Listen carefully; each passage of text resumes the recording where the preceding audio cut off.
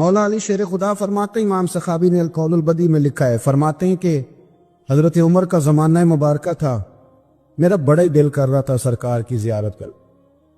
حضور کے وصال کو کافی سال بیت گئے، دل بڑا پریشان تھا، میں درود شریف پڑھتا پڑھتا سو گیا۔ میں نے خواب دیکھی کہ اللہ کے محبوب فجر کی جماعت کرا رہے ہیں۔ چر ہویا مینوں ترلے لیندیاں، کدی موڑ میرے ول واگاں، جے خواب میری وچ ایک وار جے آویں میں ساری عمر نہ جاگاں۔ کہتے ہیں حضور نماز پڑھا رہے تھے فجر کی، 2 صورتیں سرکار نے پڑھی پر بزا ہی مڑا، بڑا ہی مزہ آیا، بڑا ہی مزہ۔ کہتے ہیں نماز مکمل کر کے نا تو سرکار نے صحابہ کی طرف رخ نور کیا تو ایک صحابی کھجوروں کا ٹوکرا لے کے آئے، یا رسول اللہ تازی کھجوریں پکیاں قبول کرے۔ حضور نے ایک کھجور اٹھائی، صاف کی، کھائی، باقی ایک ایک صحابہ کو بانٹی۔ حضرت علی کہتے ہیں 15-16 صحابہ کے بعد میرا بھی نمبر لگا، کھجور کھائی۔ کھجور کا نہیں، دست مصطفیٰ کا بڑا مزہ تھا۔ کہتے ہیں بڑا ہی مزہ آیا۔ ابھی میں کھجور کھا ہی رہا تھا کہ مسجد نبوی میں اذان ہو گئی۔ مولا علی فرماتے ہیں آنکھ کھل گئی، اٹھ میں گیا پر کھجور کا ذائقہ میرے منہ میں ابھی بھی موجود۔ اب اس پر پورا باب باندھا ہے شاہ عبدالحق الہ آبادی نے۔ وہ کہتے ہیں کہ حضور جس کو خواب میں کچھ چیز دیتے ہیں وہ حقیقت میں بھی اسے دیتے ہیں، وہ خواب میں نہیں ہوتی، وہ حقیقت میں ہوتی ہے، پورا باب ہے۔ بہرحال عنوان پہ رہنا چاہتا ہوں۔ حضرت علی فرماتے ہیں میں اٹھا، وضو کیا، سنت پڑھی، مسجد چلا گیا، جا کے صف میں بیٹھ گیا۔ عمر فاروق آئے جماعت کرانے۔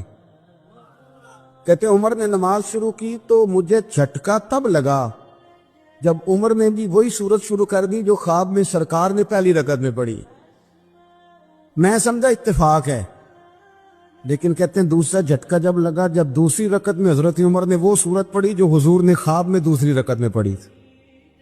کہتے ہیں میں اب بڑا پریشان ہوں کہ یہ بات کدھر کی کدھر جا رہی ہے۔ مولا علی شیر خدا فرماتے ہیں نماز مکمل ہوئی تو کھجوروں کا ٹوکرا بھی آ گیا۔ فرماتے ہیں اب تو میری حیرت کی حد نہ رہی، حضرت عمر نے کھجور اٹھائی، صاف کی، کھائی، دوسرے صحابی کو، تیسرے کو، چوتھے کو، 15-16 صحابہ کو ملی، مجھے بھی تھی۔ کہتے ہیں کھجور کھائی، مزہ بڑا آیا۔ حضور سے تو دوسری مانگنے کو دل کرتا تھا پر مانگی نہیں تھی، ادب تھا۔ عمر سے تو یرانہ تھا نا اپنا، ایک کا رشک دیکھیں آپس میں، رشک دیکھیں اسد نہیں، رشک۔ فرماتے ہیں یرانہ تھا نا، تو میں نے عمر سے کہا یار ذرا ایک کھجور اور دینا نا ذرا ایک کھجور۔ تو کہتے ہیں جناب عمر فاروق نے کھجور اٹھائی، صاف بھی کی، میں سمجھا ملنے لگی ہے، اٹھائی بھی، صاف بھی کی، اور دوسرے صحابی کی طرف ہاتھ بڑھایا، میری طرف دیکھ کے ہلکا سا مسکرائے، فرمانے لگے علی ایسے نہ کر، اگر رات کو نبی پاک سے دوسری لیتا تو میں بھی سویرے تجھے دوسری دے دے۔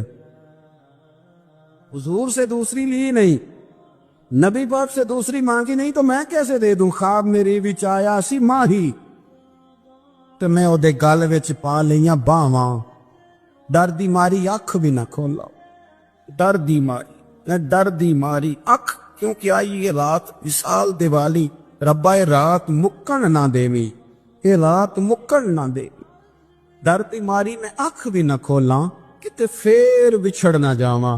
میرے رسول پاک کے غلام رشک کرتے تھے، رشک۔ حضرت علی کہتے ہیں میں رویا تو عمر بھی رو پڑے، کہنے لگے علی جو رات تجھے نواز کے گئے وہ میرے اوپر بھی کرم فرما کے گئے۔ نبی پاک علیہ السلام تشریف فرما ہے، حضور کے صحابہ کی ایک جماعت بارگاہ میں بیٹھی ہے، حضرت صدیق اکبر بھی حضور کے بالکل قریب بیٹھے ہیں، فؤاد بھی حضور کے قریب ہی ہے، قریب بیٹھے۔ اچانک نہ محفل میں حضرت مولا علی شیر خدا تشریف لے آئے، باقی صحابہ بھی اٹھنا چاہ رہے تھے، کوشش ہو رہی تھی، لیکن پتہ سب سے پہلے جگہ کم تھی، کو بندہ ذرا سرکتا یا جگہ بناتا تو جگہ بننا تھی، باقی بھی اٹھنا چاہ رہے تھے، لیکن سب سے پہلے حضرت صدیق اکبر اٹھے۔ حضرت مولا علی کا بازو پکڑ کے تھام کے حضور کے قریب بٹھایا، خود ذرا تھوڑے سے پیچھے ہو کے بیٹھ گئے۔ اب بولا نہیں کوئی، وہاں لوگ کم باتیں کرتے تھے، وہاں لوگ بولا ہے پائے نظر ہوش میں آ، یہ کوہ نبی ہے، آنکھوں سے بھی چلنا یہاں بے ادبی ہے، لباں تے موراں لگیاں، بولن دی جاج بھل گئی، اوتھے زباناں تائیں کھولن دی جاج بھل گئی، تے جا کے مدینے اتھرو میرے سوال بن گئے۔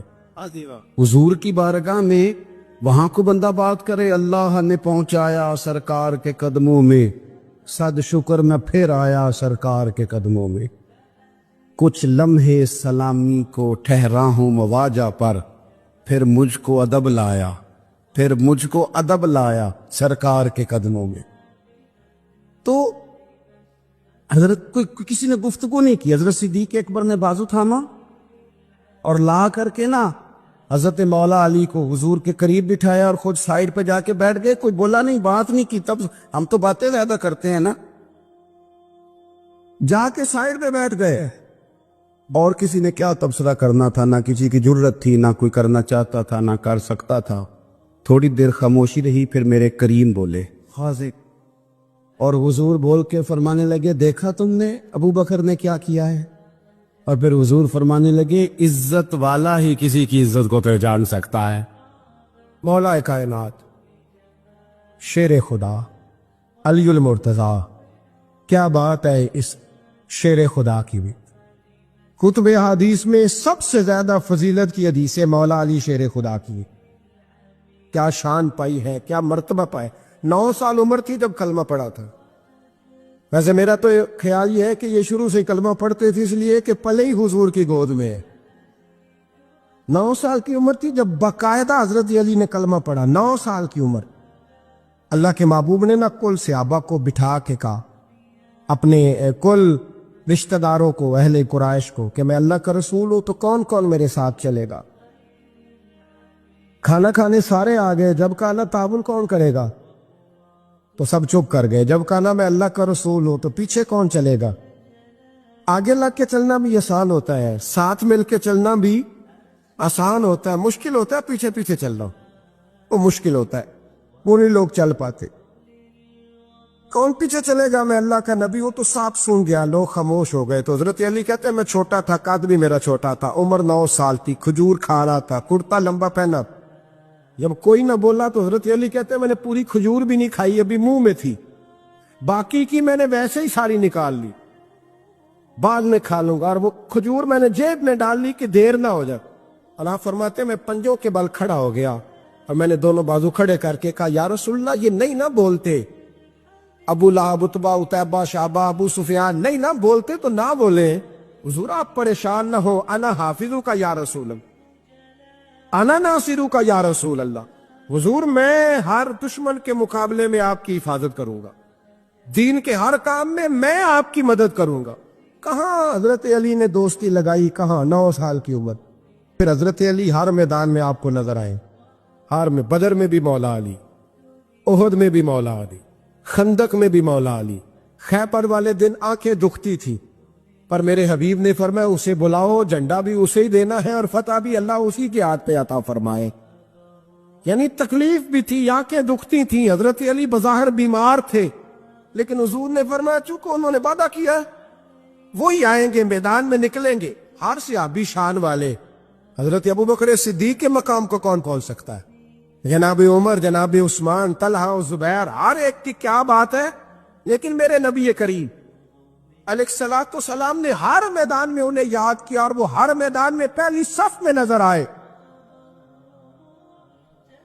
63 سال عمر تھی حضرت علی کی، کوفے کے بازار سے گزر رہے تھے، ایک کافر نے آ کے خنجر مارا، اور جناب علی المرتضیٰ شیر خدا کی داڑھی سے جب خون نکلا نا، وہ 9 سال کی عمر میں وعدہ کیا تھا کہ میں دین کا مددگار بنوں گا، اور جب 63 سال کی عمر میں زخم لگا کوفے کی گلی میں، جناب علی نے اپنا خون دیکھا، اور جب زمین پہ گر رہے تھے تو پتہ کیا کہہ رہے تھے؟ فزت برب الکعبہ، لوگو رب کعبہ کی قسم میں کامیاب ہو گیا، میں نے آج اپنا وعدہ نبھا دیا، لے سجنا اسا توڑ نبھائی، لے سجنا اسا توڑ نبھائی، تے جان دتی راہ تیرے، ختم ہو گئی بات، لے او سجنا اسا توڑ نہیں پائی، عشق لگا سی کھیڈا کھیڈ دی لو، تے پھر مینوں کھیڈا بھول گئے جیا، میں کجل پایا سی یار دے ویکھنے، پھر وہ دی یاد وچ روندے آئی، رول گئیاں تے حیدر شاہ اس گلی کدے بھی نہ رول دی، پر ہن تے رول دی رول گئیاں تے بلے شاہ دی ہو جانے، سانو اپنی توڑ نبھا لیندے. عزیزو یاد رکھو اللہ رسول سے رشتہ نا ہر لمحہ نبھاؤ. ایک بچے نے نا حضور کے کپڑوں پر پیشاب کر دیا تھا. اس کی ماں پریشان ہو گئی. بخاری ہے. یا رسول اللہ وہ بچہ تھا پتہ نہیں چلا. تو نبی پاک فرمانے لگے کیا ہو گیا, وہ بچہ ہے, اللہ نے پانی پیدا کیا نا, ابھی اس پہ پانی بہائیں گے سب ٹھیک ہو جائے گا. وہ بچہ ہے. لیکن حاجی صاحب گھر میں بگڑ جاتے ہیں, پوتا اگر پیشاب کر دے کہتے ہیں میں نماز پڑھنی ہوں, وہ بگڑ جاتے ہیں. پیر صاحب بگڑ جاتے ہیں اس بات پہ, علامہ صاحب بگڑ جاتے ہیں, سیٹھ صاحب کہتے ہیں پتہ ہی نہیں بچے نے پیشاب کر دیا ہے. حضور نے فرمایا کہ بچہ بچہ ہوتا ہے, وہ چھوٹا ہے, اس کا ایک مزاج ہے, اس کا ایک مطالبہ ہے. اب آپ یہ کہیں کہ وہ بڑا مجھے پاک صاف سمجھتا ہے تو اس رویے سے میرے ساتھ وہ ملاقات کرے, آپ اس کے مزاج کی رعایت کریں گے. نبی کریم کے غلام کے بیٹے ہیں حضرت اسامہ بن زید, نواسوں کی بات نہیں سنا رہا.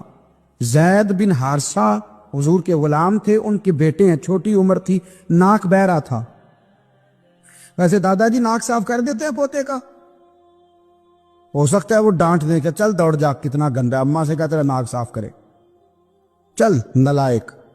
نانا بھی کہتے ہیں بھاگ جا, کیونکہ وہ حاجی صاحب نے وضو کرنا ہے, نماز پڑھنی ہے, تو ان کے قریب یہ چیز آ گئی تو بڑا مسئلہ بن جائے گا. نبی کریم صلی اللہ علیہ وسلم نے کہا عائشہ اسامہ کے ناک بہ رہی ہے, صاف کر دو. حضرت عائشہ کہتی ہے میں ذرا اٹھی کو کپڑا دیکھنا تو حضور جلدی سے اٹھے. ایک روایت تو یہ ہے کہ حضور نے ناک پوچھ دیا, اور دوسری میں کہ نبی پاک قریب پہنچ گئے.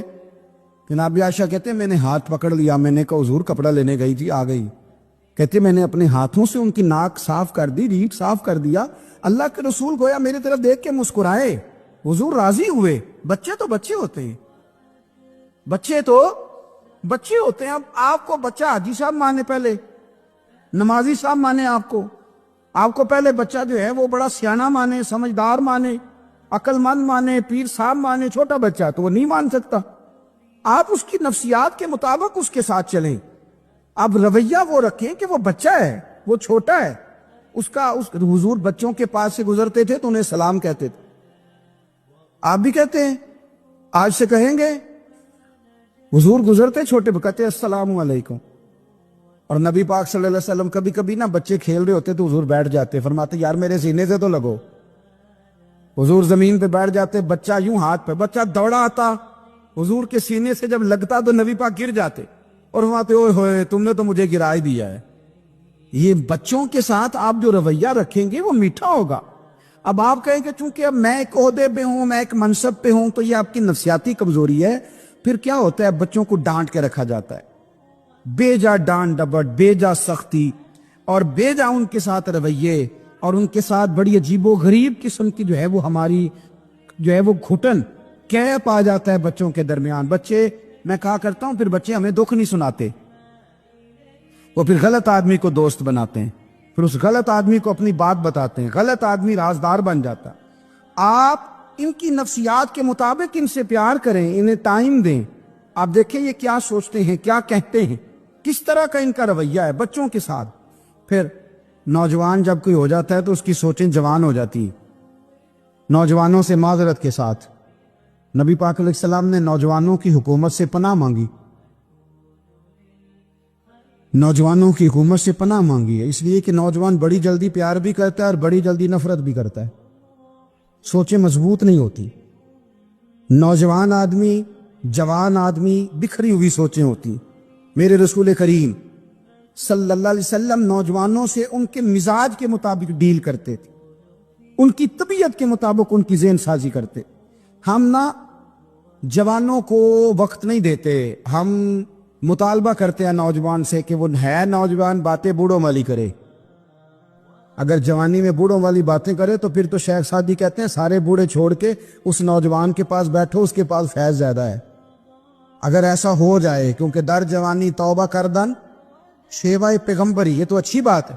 لیکن میرے عزیز اگر ایسا نہ ہو, ایسا ممکن نہ ہو, تو پھر نوجوان کو آپ اس کی طبیعت کے مطابق ڈیل کریں. آپ اس کی سوچ دیکھیں, اس کا رویہ دیکھیں, اس سے پیار کریں. نبی کریم علیہ السلام کے پاس ایک نوجوان داخل ہوا, اندر داخل ہوتے ہی اس نے فٹافٹ ایک بات کر دی, کہنے لگا یا رسول اللہ مجھے